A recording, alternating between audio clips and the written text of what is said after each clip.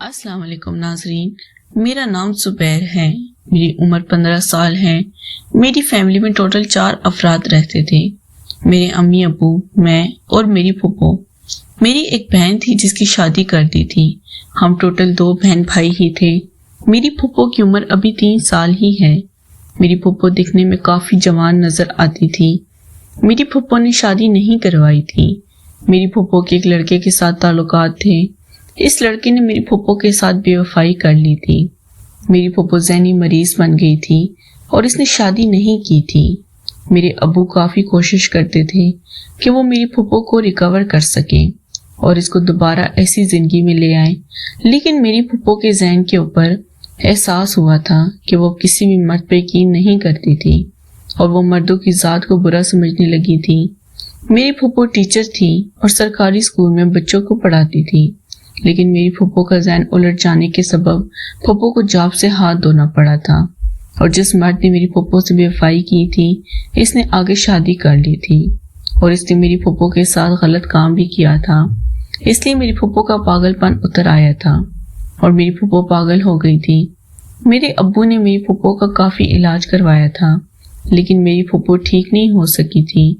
میری پھپھو کی ذمہ داری اب میرے اوپر ہی تھی۔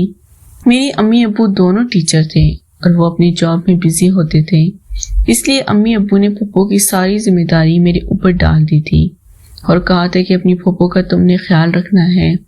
میں پھپھو کو سارے کام کر دیتا، اسے خود نہلاتا اور اس کے کپڑے بدلتا، پھپھو کے سارے ناز نخرے اٹھاتا۔ میں پھپھو کو اپنی ماں کی طرح ہی سمجھتا تھا، کیونکہ میرے ابو کی بہن ایک ہی تھی اور میری پھپھو بہت خوبصورت تھی۔ بہت سے لوگ میری پھپھو کے اوپر مرتے تھے، لیکن پاگل بنانے کے بعد کوئی بھی میری پھپھو کو اپنانے کے قابل نہیں تھا اور نہ ہی میری پھپھو بھی کسی سے شادی کرنا چاہتی تھی۔ میری پھپھو ٹھیک ٹھاک تھی، ٹھیک باتیں کرتی، لیکن کبھی کبھی اس کا ذہن الٹ جاتا تو اس کو سنبھالنا مشکل ہو جاتا۔ میری پھپھو جب ہوش و حواس میں ہوتی تو میں اس کے ساتھ کافی ہنسی مذاق کرتا۔ ابو نے میری ڈیوٹی لگا دی تھی کہ اپنی پھپھو کا بہت سا خیال رکھنا ہے، اسے کسی بھی چیز کی کمی محسوس نہیں ہونے دینی۔ امی اور ابو دونوں ایک ہی شہر میں پڑھاتے تھے، ابو بوائز کالج میں ہوتے تھے اور امی گرل کالج میں ہوتی تھی، تو امی ابو شام کو 7 بجے ہی گھر آتے تھے۔ امی ابو صبح 8 بجے نکل جاتے۔ میں نے میٹرک کر لیا تھا، اس کے بعد میرا پڑھائی کو دل نہیں کیا تھا، تو امی ابو کی مان گئے تھے کیونکہ ہمارے پاس کافی جائیداد تھی، کافی دولت تھی، اس لیے میرا پڑھنا کوئی بڑا معنی نہیں رکھتا تھا۔ تو میں نے اپنی پھپھو کو سنبھالنے کا پروگرام بنایا تھا اور پھپھو کے لیے اپنی زندگی وقف کر دی تھی۔ ابو امی بھی مجھے پھپھو کی خدمت کرنے کی تلقین کرتے تھے۔ میری پھپھو کا نام حریم شاہ ہے۔ حریم شاہ پھپھو دکھنے میں انتہائی خوبصورت ہے۔ میں اکثر ان کو دیکھتا تو میرے اندر عجیب طرح کے خیالات آتے ہیں کہ میری پھپھو کتنی خوبصورت ہے، شاید وہ جوانی میں اس سے بھی زیادہ خوبصورت ہو، کیونکہ میری پھپھو بھی جوان ہی تھی اور اس کی عمر صرف 30 سال ہی تھی، لیکن اس کے بیمار ہونے کے بعد اس کی طبیعت کچھ بگڑ گئی تھی، تو میری پھپھو سنبھلنے لگی تھی اور اس کا ذہن تھوڑا فریش ہونے لگا تھا، کیونکہ میں بھی پھپھو کو واک پر لے جاتا اور اس کے کافی ناز نخرے اٹھاتا۔ میں نے کبھی نہیں سوچا کہ میں پھپھو کے ساتھ اس حد تک بھی چلا جاؤں گا، کیونکہ میری پھپھو اب کچھ بہتر ہونے لگی تھی تو مجھے پسند کرنے لگی تھی اور میرے اوپر ہی بے ایمان ہونے لگی تھی۔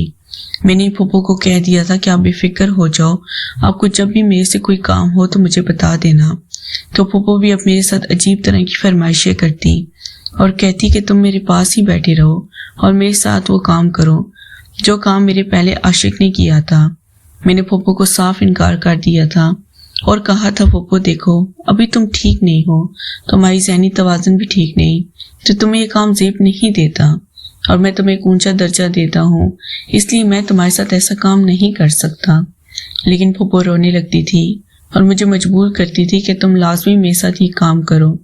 میں نے بھی سوچ لیا تھا کہ پھپھو کی خواہش کو پورا کر دوں گا، نہ جانے پھپھو کوئی چیز کی کتنی کمی ہے، اور میں نے پھپھو سے یہ بات بھی کر لی تھی کہ اگر تم اس چیز کی کمی ہے تو میں امی ابو کو کہہ دیتا ہوں، وہ تمہاری شادی کر دیں گے۔ تو پھپھو رونے لگتی تھی اور کہنے لگتی تھی کہ میں شادی کے حق میں نہیں ہوں اور نہ ہی میں کسی مرد سے شادی کروں گی، مجھے بس تم ہی پسند ہو اور تم میری خدمت کرتے ہو، میرے سے پیار کرتے ہو، اس لیے میں تمہیں پسند کرتی ہوں اور تمہارے ساتھ یہ کام کروں گی۔ پھپھو مجبور کرنے لگی تھی تو میں نے بھی اس کی بات مان لی تھی، لیکن میں نے پھپھو کو کہا تھا کہ ہم ایک کمرے میں جائیں گے، اس کمرے میں بلب بند کر دیں گے کیونکہ میں تمہاری بہت عزت کرتا ہوں اور تمہیں بہت پسند کرتا ہوں، لیکن میں تمہارے سے یہ کام ہرگز کرنے کے حق میں نہیں۔ لیکن پھپھو رمشا مجھے مجبور کرنے لگی اور کہنے لگی مجھے اس چیز کی کافی کمی ہے، اس لیے تم بھی مجھے پسند آئے ہو، تم بھی میرے ساتھ یہ کام کرو۔ تو میں نے بھی سوچ لیا کہ پھپھو سے اب یہ کام کروں گا، اس لیے میں پھپھو کو ایک کمرے میں لے گیا تھا اور اس کمرے کی لائٹیں بند کر دی تھی۔ پورا اندھیرے کر کے میں پھپھو کے ساتھ وہ کام کرنے لگا۔ پھپھو نے میرا طوطا پکڑ کے اپنی چڑیا میں ڈال دیا تھا، مجھے کافی، کیونکہ میں بھی زندگی میں پہلی دفعہ یہ کام کر رہا تھا۔